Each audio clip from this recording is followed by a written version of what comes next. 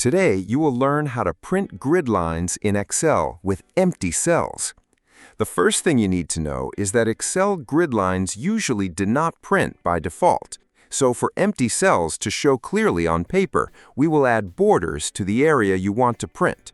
First, switch to Page Layout View so you can see the page more clearly and understand how your sheet will look when printed. Now, select the range of rows and columns you want to print, including the empty cells. After that, go to the Home tab, click the Borders option, and choose All Borders. This will make every cell visible, even the empty ones. Next, adjust the column width by dragging from the top column bar if needed. If you want equal-sized columns, select all the columns, right-click, and choose Column Width, then enter the same value for each one. You can do the same for rows by selecting them from the left row bar, right-clicking, and choosing Row Height.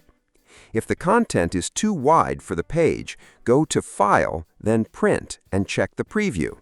From here, you can adjust the margins or make the columns fit better. You can also open Page Setup, go to the Page tab, and under Scaling, change Adjust To from 100% to 90% if your data is going outside the page, or choose Fit to 1 page wide by 1 page tall. This helps everything print neatly on one page. And that's it. If this helped, make sure to like and subscribe.